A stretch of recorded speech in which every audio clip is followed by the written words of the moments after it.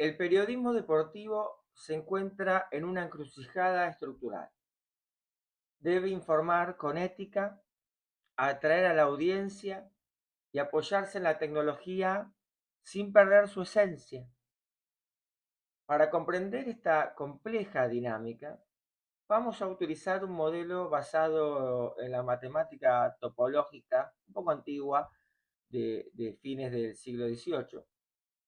El nudo Borromeo, donde tres registros, en nuestro caso la ética y el logos, la tecnología y la ciencia por otro lado, y la audiencia y el público o el público, se entrelazan de forma que, si uno se suelta, la estructura compleja pierde su estabilidad.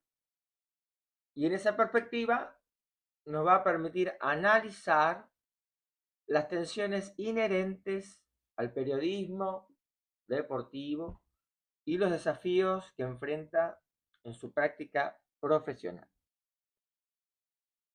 Vemos aquí el nudo como modelo del periodismo deportivo. Si vemos la imagen, observamos un diagrama de Venn con tres círculos etiquetados, tecnología y ciencia, ética y logos y audiencia, con el concepto de periodismo deportivo en la intersección de los tres registros. Además, verán términos en los extremos, como engaño, vida y muerte, lo que indica una tensión entre estos tres elementos. En ese sentido, el nudo, en su aplicación en el periodismo deportivo, nos ayuda a entender cómo esos tres ejes fundamentales se sostienen y por qué su equilibrio es oscilante y frágil. Frágil. La ética, el logos, pertenece al campo del orden simbólico, es decir, al lenguaje y a las normas. Aquí la idea de ley y el logos se enfrenta a los efectos de la tecnología y la audiencia. Va a ser muy importante el concepto de logos, ya que en la tradición filosófica occidental, la nuestra, tiene múltiples matices, ambigüedades. Significa palabra, significa discurso, razonamiento, sentido, instrucción.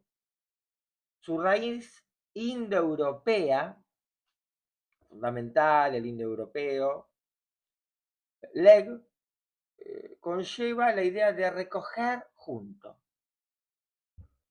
Sin embargo, esta acción de recolección no consiste solo en juntar datos de manera arbitraria, qué pesada esa palabra, sino en hacerlo con discernimiento, eligiendo lo que verdaderamente merece ser preservado de esa recolección.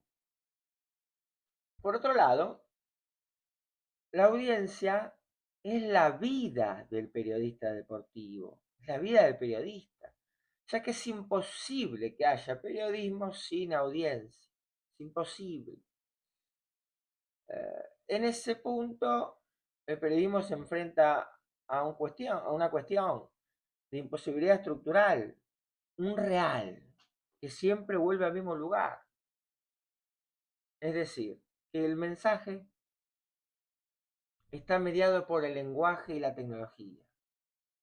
Y su recepción en la audiencia es imposible de predecir y simbolizar completamente. La audiencia es aquello que retorna al emisor, pero siempre con un margen de opacidad, opaco, de ruido, de malentendido, que retorna al emisor con una confusión irreductible en muchos casos. la audiencia en su cruce con lo imaginario configura el lugar donde se construyen identificaciones, o sea, fascinaciones de masa, donde se busca sentido y espectáculo, lo que a veces puede entrar en conflicto con la ética y la verdad. Pero la audiencia es el corazón del periodismo, ya que sin ella no hay comunicación posible, no habría objeto de la comunicación. Pero debemos estar advertidos de que la respuesta de la audiencia es impredecible y no completamente simbolizable. Por el lado de la tecnología barra ciencia podemos hacer una diferencia luego.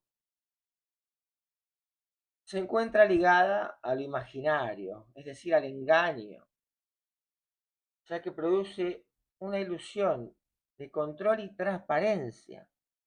Datos, información, repeticiones, VAR, estadísticas, GPS del jugador.